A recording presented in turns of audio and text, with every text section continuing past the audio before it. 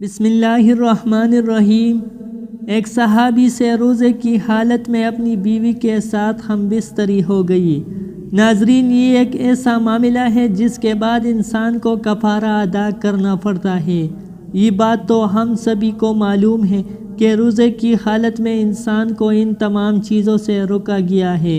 ان میں میاں بیوی کا آپس میں جنسی تعلق بھی قائم کرنا جائز نہیں ہے۔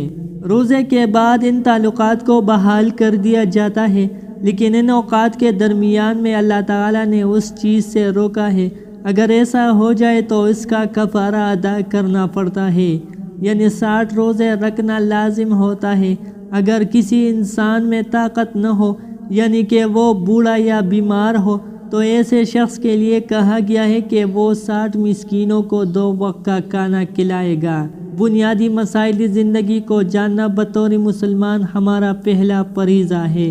کم سے کم ہمیں پاکی اور ناپاکی کے مسائل سے لازماً آگاہ ہونا چاہیے۔ یہی وہ فرق ہے جس سے انسان اور جانور میں امتیاز ہوتا ہے۔ بہرحال اگر میاں بیوی فرض روزے کی حالت میں رضامندی سے جمع کر لیں تو ان پر قضا اور کفارہ دونوں لازم ہو جائیں گے۔ اگر خاوند زبردستی دخول کر دے تو خاوند پر قضا اور کفارہ دونوں لازم ہوں گے اور بیوی پر صرف قضا ہوگی۔ اسی طرح اگر بیوی جماع کے لیے مجبور کرے تو قضا اور کفارہ بیوی پر ہوگا، جبکہ خاوند پر صرف قضا ہوگی۔ رمضان المبارک میں صرف راتوں میں عورت سے ہم بستری کی اجازت دی گئی ہے۔ قرآن پاک میں اللہ تعالیٰ کا ارشاد ہے، تمہارے لیے روزوں کی راتوں میں اپنی بیویوں کے پاس جانا حلال کر دیا گیا ہے۔ وہ تمہاری پوشاک ہے اور تم ان کی پوشاک ہو۔ اللہ کو معلوم ہے کہ تم اپنے حق میں خیانت کرتے تھے، سو اس لیے تمہارے حال پر رحم کیا اور تمہیں معاف فرما دیا۔ بس اب روزوں کی راتوں میں بے شک ان سے مباشرت کیا کرو، اور جو اللہ نے تمہارے لیے لکھ دیا ہے چاہا کرو۔ دی گئی آیات کریمہ میں بڑے واضح انداز سے ماہ رمضان میں صرف راتوں کے اوقات میں ہی جماع کرنے کی اجازت دی گئی ہے۔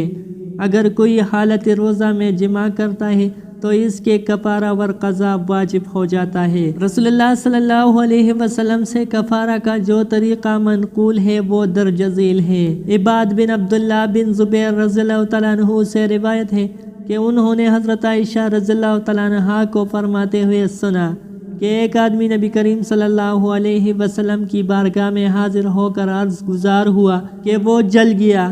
آپ نے پوچھا تمہیں کیا ہوا؟ عرض کی کہ میں رمضان میں دن کے وقت اپنی بیوی سے صحبت کر بیٹھا ہوں۔ چنانچہ نبی کریم صلی اللہ علیہ وسلم کی خدمت میں کھجوروں کا ایک ٹوکرا پیش کیا گیا جس کو غرق کہا جاتا ہے۔ فرمایا کہ وہ جل جانے والا کہاں ہے؟ عرضگزار نے کہا کہ میں ہوں۔ فرمایا کہ اسے ہیرات کر دو۔ حضرت ابو ہریرہ رضی اللہ تعالیٰ عنہ روایت کرتے ہیں کہ ہم حضور صلی اللہ علیہ وسلم کی بارگاہ اقدس میں حاضر تھے کہ ایک شخص مجلس میں آیا اور عرض کرنے لگا، یا رسول اللہ صلی اللہ علیہ وسلم، میں ہلاک ہو گیا۔ آپ صلی اللہ علیہ وسلم نے پوچھا تیرے ساتھ کیا واقعہ پیش آیا؟ اس نے عرض کیا کہ میں رمضان المبارک میں بحالت روزہ اپنی بیوی سے جماع کر بیٹھا ہوں۔ آپ صلی اللہ علیہ وسلم نے فرمایا، تیرا کوئی غلام ہے جسے تو اس کے کفارے میں آزاد کر دے؟ وہ عرض کرنے لگا، نہیں یا رسول اللہ۔ آپ صلی اللہ علیہ وسلم نے پوچھا، کیا تو مسلسل 2 مہینے کے روزے رکھ سکتا ہے؟ اس نے عرض کی، نہیں۔ آپ صلی اللہ علیہ وسلم نے پوچھا، 60 مسکینوں کو کھانا کھلا سکتا ہے؟ اس نے عرض کیا، نہیں۔ پھر وہ بیٹھا رہا یہاں تک کہ آپ صلی اللہ علیہ وسلم کے پاس ایک ٹوکرا کھجور کا آیا۔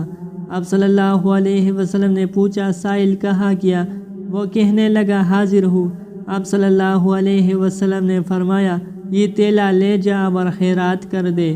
وہ کہنے لگا، خیرات تو اس پر کروں جو مجھ سے زیادہ محتاج ہو۔ خدا کی قسم، مدینے کی اس پوری بستی میں مجھ سے بڑھ کر کوئی محتاج نہیں۔ اس پر آپ صلی اللہ علیہ وسلم مسکرائے۔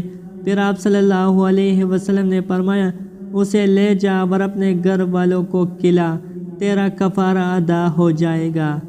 قضا کا طریقہ یہ ہے کہ رمضان المبارک کے بعد ایک روزہ رکھا جائے گا، جبکہ کفارہ کا طریقہ یہ ہے کہ جس شخص پر کفارہ واجب ہے اگر قدرت رکھتا ہے تو ایک غلام آزاد کرے۔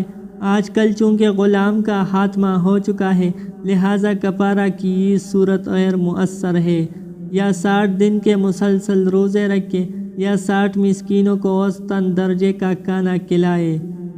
اللہ تعالی ہم سب مسلمانوں کو صحیح راہ پر چلنے کی توفیق عطا فرما دے۔